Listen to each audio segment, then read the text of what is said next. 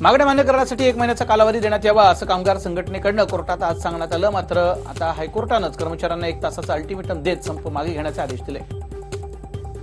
बेस्टचे बजेटचं आता पालिकेच्या बजेटमध्ये विलीनीकरण केलं जात आहे। बीएमसीनं या संदर्भातला प्रस्ताव मंत्रालयाला पाठवलाय, तर राज्य सरकारही विलीनीकरणासाठी सकारात्मक आहे।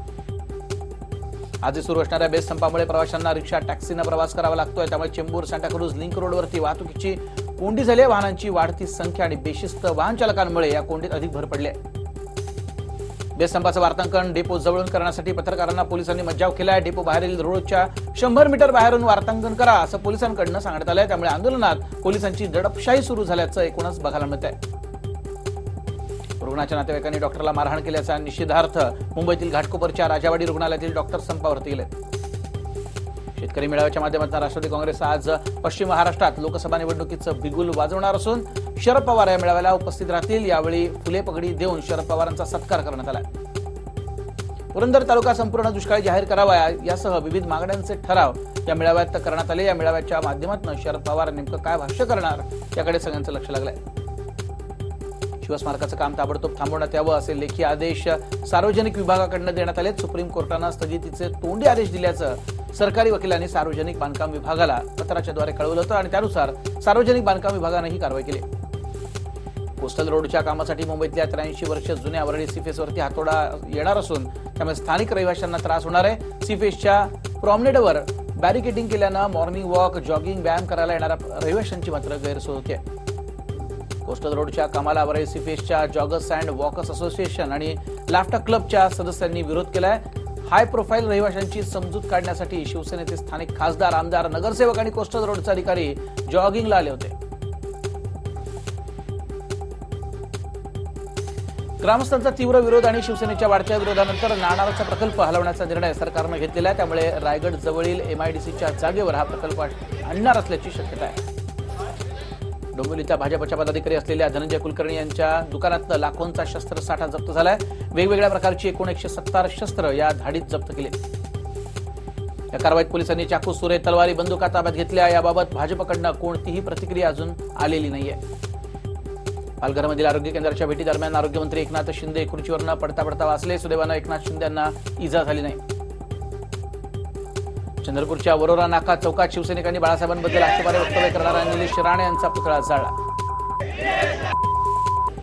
औरंगाबाद आंतरराष्ट्रीय सूक्ष्म सिंचन परिषदेचं आयोजन करण्यात आलं। या परिषदेचं उद्घाटन केंद्रीय मंत्री नितीन गडकरी आणि मुख्यमंत्री देवेंद्र फडणवीस यांच्या हस्ते झालं।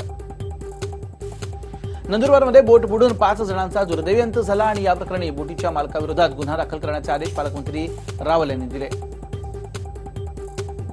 बोट दुर्घटनेत मृत्यू झालेल्यांच्या कुटुंबियांना प्रत्येकी 2 लाखांच्या मदतीचं आश्वासन देण्यात आलं। तसंच जखमी झालेल्या भाविकांच्या उपचाराचा खर्च देखील शासन उचलणार असल्याची माहिती जयकुमार रावल यांनी दिली। गडचिरोलीच्या एटापल्ली गावापासून 5 किलोमीटर अंतरावरती गुरुपल्ली गावाजवळ ट्रक आणि बसचा भीषण अपघात झाला आणि अपघातात 5 जण जागीच ठार झाले। दरम्यान अपघातातील जखमींवरती रुग्णालयात उपचार सुरू असून गावकरी यावेळी त्यांच्या मदतीला धावले। नाशिकमध्ये पेठहून पुण्याकडे जाणाऱ्या बसचा अपघात झाला। अपघातात 4 जण गंभीर जखमी झाले। चालकाचा ताबा सुटल्यानं अपघात झाल्याचं कळत आहे। सवर्णांना 10% आरक्षणाचा कोटा 2019च्या शैक्षणिक सत्रापासून लागू होणार आहे। मनुष्यबळ विकास मंत्री प्रकाश जावडेकरांनी तशी घोषणा केली। रत्नागिरीत श्रमिक कामगार संघटना आणि दापोलीतील सर्व पक्षीयांच्या पाठिंब्यानं काम बंद आंदोलन सुरू आहे। या काम बंद आंदोलनात सुमारे 283 कामगार सहभागी झाले। वसईच्या मुंबई अहमदाबाद महामार्गावरील सेल्फी ढाब्यावरती चाललेल्या सेक्स रॅकेटचा भांडाफोड झालाय। परराज्यातील मुली आणून या ठिकाणी सेक्स रॅकेट चालवलं जात होतं। पोलिसांनी कारवाई करत 4 पीडित मुलींना ताब्यात घेतलं असून हॉटेल मॅनेजर, 1 दलाल आणि 6 ते 8 आरोपींना पोलिसांनी अटक केली आहे। पंपिंग स्टेशनच्या देखभाल आणि दुरुस्तीच्या कामासाठी पुणे शहराचा पाणी पुरवठा बंद राहणार आहे। शहरात दर 15 दिवसांनी 2 दिवसांची पाणी कपात सध्या सुरू आहे। जलसंपदा विभागाला मालमत्ता कर प्रकरणी 62 कोटी अदा करण्याची नोटीस पुणे पालिकेच्या कर संकलन आणि कर आकारणी विभागानं बजावली। पालिकेच्या हद्दीतनं गेलेल्या 30 किलोमीटर कालव्यातनं जलसंपदा विभागाला पैसे मिळतात, त्यातून नव्यानं कर आकारणी करण्यात आली। हार्बर मार्गावरील प्रवाशांना कोंदट लोकल बसनं मुक्ती मिळवून देण्यासाठी जुन्या लोकल हद्दपार करण्याचा निर्णय घेण्यात आला। त्यामुळे मे अखेरीस हार्बर मार्गावर आता सिमेन्स कंपनीच्या लोकल धावतील। पुढच्या 20 वर्षात मुंबईत 3 विमानतळ बांधणार आहे। 2040 पर्यंत 31 शहरात किमान 2 विमानतळांचं धोरण आहे। वाशिम जिल्ह्यातील मेडशी जवळ विहिरीत पडलेल्या दुर्मिळ मसण्या ऊदला जीवदान मिळालं. विहिरीत मसण्या ऊद पडल्याची माहिती मिळाल्यानंतर वन विभागानं घटनास्थळी धाव घेतली. वसईतही निलेश राणेंच्या वादग्रस्त विधानाचा शिवसैनिकांनी समाचार घेतला. निलेश राणेंच्या फोटोला काळं फासून चपलानं मारहाण केली. शेतकऱ्यांच्या समस्या सोडवण्यासाठी पुन्हा एकदा शेतकरी संपाची हाक देणाऱ्या पुणतांबा गावात क्रांतीची मशाल पेटवण्यात आली. बळीराजाच्या पुतळ्याचं अनावरण करत किसान क्रांती संघटनेनं राज्यव्यापी आंदोलनाला सुरुवात केली. येत्या 26 जानेवारीपासून राज्यभर यात्रा काढण्याचा निर्णय घेण्यात आला आहे. 26 जानेवारी ते 19 फेब्रुवारी दरम्यान ही यात्रा राज्यभर फिरेल. भुशा परिसरात अजून एक दुर्घटना घडली. भाविकांनी भरलेला ट्रॅक्टर उलटला. या दुर्घटनेत 17 भाविक जखमी झाले. यात तिघांची प्रकृती मात्र गंभीर असून त्यांना नंदुरबारच्या जिल्हा रुग्णालयात हलवण्यात आले. मुंबई अहमदाबाद महामार्गावरील सेल्फी ढाब्यावरती सुरू असलेल्या सेक्स रॅकेटचा पर्दाफाश झाला. परराज्यातील मुली आणून या ठिकाणी सेक्स रॅकेट चालवलं जात होतं. या छाप्यात मिळालेल्या 4 पीडित मुलींपैकी एक बांगलादेशी, एक कोलकाता आणि 2 इतर राज्यातील आहेत. यासोबत हॉटेल मॅनेजर, एक दलाल आणि इतर 6 असे 8 आरोपींना ताब्यात घेतलंय. या सर्वांवर वालीव पोलीस ठाण्यात गुन्हा नोंदवलाय. रस्त्यावरती अनधिकृत गाड्यांच्या पार्किंगचा फटका अग्निशमन दलाला बसला. गुरुद्वारा रस्त्यावरती एका गल्लीत लागलेली आग विझवण्यासाठी आलेल्या अग्निशमन दलाची गाडी रस्त्यावरील अनधिकृत केलेल्या गाड्यांमुळे फसली. सुदैवानं जिथे आग लागली होती ती छोटी असल्यानं स्थानिकांनीच ती विझवली. चंदनझिरा पोलिसांमुळे जाधव कुटुंबियांची संक्रांत गोड झाली. 17 दिवस डांबून ठेवलेल्या ऊस मजुराची आरोपींच्या ताब्यातनं चंदनझिरा पोलिसांनी सुटका केली. अज्ञात व्यक्तींनी अपहरण केल्यानंतर अनेक दिवस पोलिसांना आरोपी सापडत नव्हता.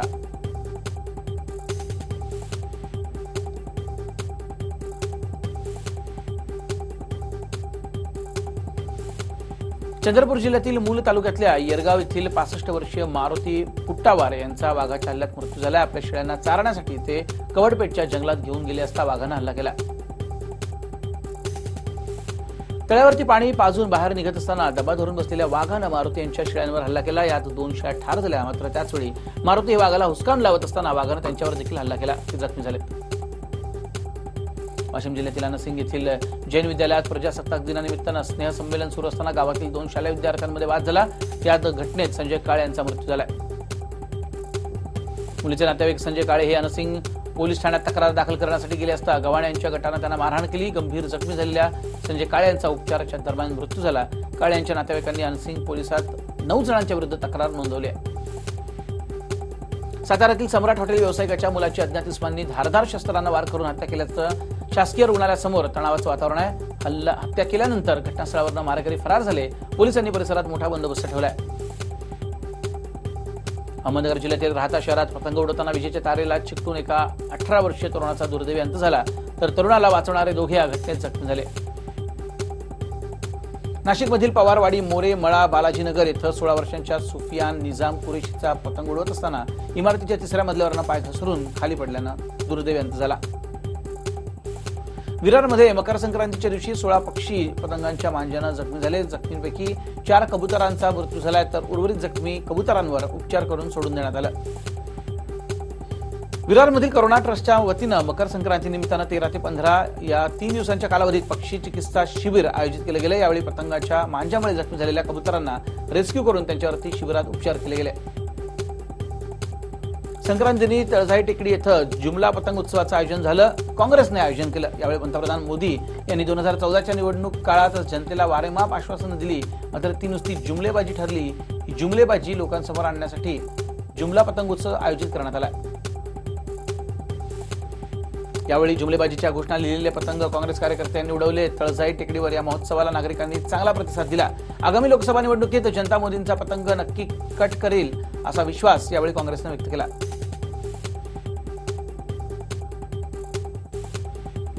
मकर संक्रांती निमित्तानं भिवंडी शहरातील नवी चाळ येथे गुजरात, राजस्थान येथील समाजातील व्यावसायिकांसह काही सेवाभावी संस्थांनी कपडे, अन्न, धान्य तसंच गोड पदार्थांचं वाटप केलं. भिवंडी तालुक्यातील शेकडो गरीब आदिवासींसह जवार, मुखाडा, विक्रमगड, वाडा येथून शेकडोंच्या संख्येनं स्त्री पुरुष आले. विविध वस्तूंचं वाटप यावेळी केलं गेलं. मात्र आपल्याला काहीतरी मिळेल या अपेक्षेनं धडपड करत असताना या गरीब बांधवांना धक्काबुक्की ही झाली.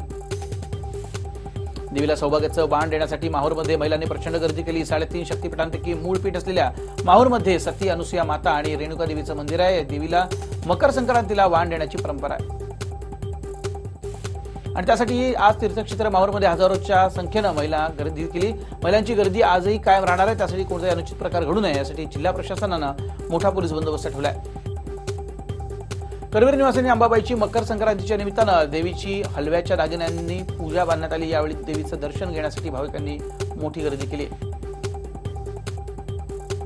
मकर संक्रांती निमित्तानं नागपूरच्या कामठी येथील जुनी कामठी पोलीस स्टेशनमधील महिला पोलीस कर्मचाऱ्यांनी हळदी कुंकवाचं आयोजन केलं. या हळदी कुंकवाला शहरातील शासकीय कार्यालयातील महिला कर्मचारी देखील हजर झाल्या. कल्याण पश्चिम येथील शिवाजी चौकात समाजवादी पार्टी आणि अमन पार्टी या दोन्ही पक्षांच्या संयुक्त विद्यमानं 27 गावातील विविध समस्यांसाठी आमरण उपोषण सुरू झालंय. 27 गावांमध्ये सुरू असलेली तोडक कारवाई जोपर्यंत थांबत नाही तोपर्यंत हे आमरण उपोषण सुरूच राहील असं त्यांनी म्हटलंय. रायगड जिल्ह्यातील महाडमधील शेतकऱ्यांच्या विविध मागण्यांसाठी शेतकरी नेते वसंत खेडेकर यांनी शिवाजी चौकात आमरण उपोषण सुरू केलं. शासनाने जर या आमरण उपोषणाची दखल घेतली नाही तर 26 जानेवारीला आत्मदहन करण्याचा इशारा त्यांनी दिला. गुहागरमध्ये अपंगत्व आलेल्या 30 वर्षीय कविता कदम यांनी मॅरेथॉनचं तब्बल 21 किलोमीटरचं अंतर हे पार केलेलं आहे. कविताला ब्रेन ट्यूमर झाल्यानंतर तिच्यावरती केलेल्या शस्त्रक्रियेनंतर ती 70% विकलांग झाली होती. मात्र कविताला साथ लाभली ती तिच्या पतीची. केशव गोरे स्मारक ट्रस्ट तर्फे मुंबईतील गोरेगावमध्ये क्रांतीतीर्थ कालापानी अंदमान नावाच्या इंग्रजी पुस्तकाचं प्रकाशन केंद्रीय मंत्री सुरेश प्रभू यांच्या हस्ते झालं. या पुस्तकाचं लेखन मधुकर उडेलकर यांनी केलं असून शरद चिटणीस यांनी इंग्रजीत रूपांतर केलंय. लोकसभा निवडणुकांना अवघे 4 ते 5 महिने उरले असताना कर्नाटकात राजकीय घडामोडींना वेग आलाय. राज्यातील 2 अपक्ष आमदारांनी जेडीयू, काँग्रेस आणि युतीच्या सरकारला पाठिंबा काढून घेतलाय. अपक्ष आमदारांनी सरकारचा पाठिंबा काढला असला तरी आमच्या सरकारला काही फरक पडला नाही, पण भाजपच्या 2 आमदारांनी पाठिंबा काढला तर त्यांना भरपूर फरक पडू शकतो अशी माहिती कर्नाटकचे मुख्यमंत्री कुमारस्वामी यांनी दिली. शबरीमाला आणि 3 तलाकच्या मुद्द्यावरनं डावे आणि काँग्रेस सरकारवरती पंतप्रधान नरेंद्र मोदी यांनी निशाणा साधला. केरळ सरकारकडनं आम्ही अशा प्रकारे द्वेषाच्या व्यवहाराची अपेक्षा केली नव्हती अशा शब्दात मोदींनी टीका केली. पंतप्रधान मोदींचा फिलिप कोटलर अवॉर्ड देऊन सन्मान करण्यात आला. या बातमीची लिंक पोस्ट करत राहुल गांधी यांनी निशाणा साधलाय. हा पुरस्कार इतका प्रसिद्ध आहे की यासाठी एकही ज्युरी नव्हता. तसंच पार्टनर पतंजली आणि रिपब्लिक टीव्ही आहेत अशी खोपरकळी देखील मारली. आज नॅशनल हेराल्डच्या प्रकरणी दिल्ली उच्च न्यायालयामध्ये सुनावणी होणार आहे. दिल्लीतील ITO परिसरातील नॅशनल हेराल्डची प्रेस बिल्डिंग रिकामी करण्यासाठी सुनावणी होणार आहे. गुरुग्राममध्ये एका हॉटेलमध्ये मॅनेजरवरती गोळीबार केल्याची घटना सीसीटीव्हीत कैद झाली. 3 अज्ञात हल्लेखोरांनी आज हल्ला केलेला आहे. सध्या मॅनेजरची प्रकृती गंभीर असल्याचं कळत आहे. भाजपला पश्चिम बंगालमध्ये रथयात्रा करण्यास सर्वोच्च न्यायालयानं नकार दिला आहे. जोपर्यंत लॉ अँड ऑर्डरची खात्री राज्य सरकार देत नाही तोपर्यंत बंगालमध्ये भाजपला रथ यात्रा काढता येणार नाही. चेन्नई DRIनं 20.6 किलोचं सोनं जप्त केलं. त्याची किंमत 6.88 लाख इतकी आहे. तसंच 21 लाखांचे भारतीय चलन एका BMW गाडीतनं जात होतं. अमेरिकेच्या इतिहासातलं सर्वात मोठं शटडाऊन सध्या सुरू आहे. त्यामुळे अमेरिकेतील जवळपास 25% प्रशासन ठप्प आहे. अशा परिस्थितीमध्ये अमेरिकेचे राष्ट्राध्यक्ष डोनाल्ड ट्रम्प यांनी व्हाईट हाऊसमध्ये फास्ट फूड पार्टी आयोजित केली. सौदी अरेबियामध्ये महिलांना अत्यंत हीन वागणूक मिळते. तसंच त्यांना कुठल्याही प्रकारचं स्वातंत्र्य मिळत नाही असा आरोप या देशातून पळालेल्या तरुणीनं केलाय. मूळची सौदी अरेबियाची असलेल्या आणि कुवेतमधनं पळून गेलेल्या 18 वर्षांच्या तरुणीला बँकॉक विमानतळावरती अडवण्यात आलं होतं. राहफ मोहम्मद अल क्युनून असं तिचं नाव. प्रयागराजच्या कुंभमेळाव्यात नागाबाबा आणि त्यांचं तप एक वेगळंच आकर्षणाचं केंद्र असतं. त्रिवेणीमध्ये शाही स्नान केल्यानंतर भाविकांचे पाय या साधू संन्याशांच्या दिशेनं मोठ्या संख्येनं वळले. प्रयागराज येथील कुंभमेळ्यात वेगवेगळ्या आखाड्यांच्या साधू संतांच्या शाही सवाऱ्या या भाविकांसाठी एक आकर्षण असतात. उंच उंच हत्ती आणि उंटांवरनं तसंच गाड्यांवरून या साधूंच्या शानदार स्वारा निघाल्या. हरियाणाच्या गुरुग्राममधील एका हॉटेलमध्ये गोळीबाराची घटना घडली. गोळीबाराचा थरार सीसीटीव्हीत कैद झाला. गोळीबारानंतर रिकामी काडतुसं पोलिसांनी जप्त केली. दिल्लीत मंगळवारी अचानक रस्ता खचल्यानं 2 वाहनं जमिनीत धसली. एक कार आणि एक ऑटो या घटनेत खाली गेली. सुदैवानं जीवितहानी झाली नाही. केरळच्या पिलथरामध्ये 2 दुचाकीमध्ये अपघात झाला असून हा अपघात सीसीटीव्हीत कैद झाला. घटना 14 जानेवारीची आहे.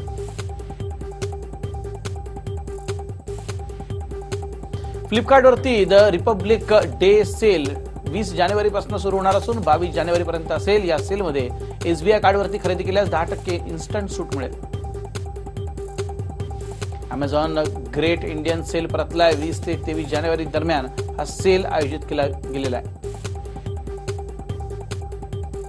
ऑनरचा ऑनर 10 लाईट हा स्मार्टफोन भारतात लॉन्च करण्यात आला. या फोनची विक्री फ्लिपकार्टवरनं एक्सक्लुझिव्ह होतीये अशी माहिती कंपनीने दिली.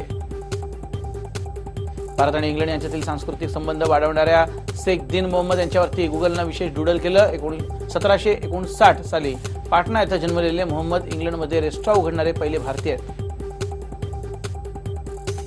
एका कार्यक्रमात महिलांविषयी आक्षेपार्ह वक्तव्य केल्यामुळे सध्या निलंबनाची शिक्षा भोगत असलेल्या भारतीय क्रिकेटपटू हार्दिक पांड्या आणि लोकेश राहुल यांनी मंगळवारी भारतीय क्रिकेट नियामक मंडळाचे मुख्य कार्यकारी अध्यक्ष राहुल जोहरी यांच्याशी चर्चा केली. इंटरनॅशनल क्रिकेट काउन्सिलनं मनोज सोनी यांची चीफ एक्झिक्युटिव्ह ऑफिसरपदी निवड केली. मनोज सोनी यांच्याकडे याआधी सिंगापूर स्पोर्ट्स हबचं सीईओ पद होतं.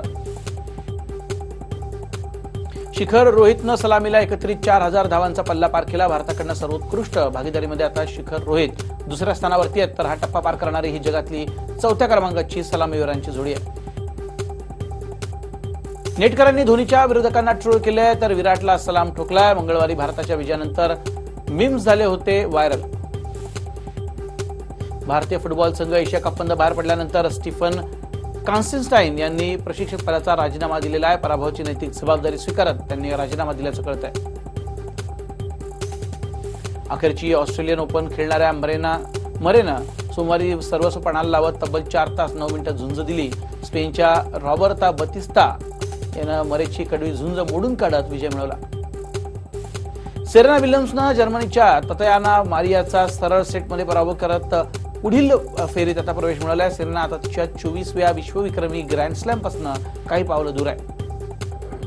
भारतीय बॅडमिंटनपटू किदंबी श्रीकांतनं चीनी कंपनी ली निंग सोबत 35 कोटींचा करार केला. पुढील 4 वर्ष तो या कंपनीचा ब्रँड अँबॅसेडर असणार आहे. राष्ट्रीय पुरस्कार विजेते चित्रपट निर्माते रवी जाधव यांचा छत्रपती शिवाजी हा लवकरच प्रेक्षकांच्या भेटीला येतोय. यात अभिनेता रितेश देशमुख शिवाजी महाराजांची भूमिका साकारणार आहे. या चित्रपटातील रितेशचा पहिला लुक नुकताच बाहेर आलाय. सिने निर्माता राजकुमार हिरानीवरती लैंगिक शोषणाचे आरोप झाल्यानंतर बॉलिवूडमधील कलाकार काही बोलण्यास तयार नव्हते. दुसऱ्या बाजूला अरशद वारसी, शर्मन जोशी पाठोपाठ बोनी कपूरनंही हिरानीची पाठराखण केली. बॉलिवूडची देसी गर्ल आणि आता अमेरिकन सून झाली, मात्र तरी देखील तिच्या लोकप्रियतेमध्ये जराही फरक पडलेला नाहीये. चाहत्यांमध्ये तिची लोकप्रियता अद्याप कायम आहे, त्यामुळेच ती यंदा बॉलिवूडची क्वीन ठरली आहे. तर बॉलिवूडचा भाईजान अर्थात सलमान खान बॉलिवूड किंग झालाय. सलमान खानच्या भारत चित्रपटात अभिनेता वरुण धवन हा धीरूभाई अंबानीच्या भूमिकेत दिसण्याची शक्यता आहे. सध्या मुंबईत भारत चित्रपटाचं चित्रीकरण सुरू आहे.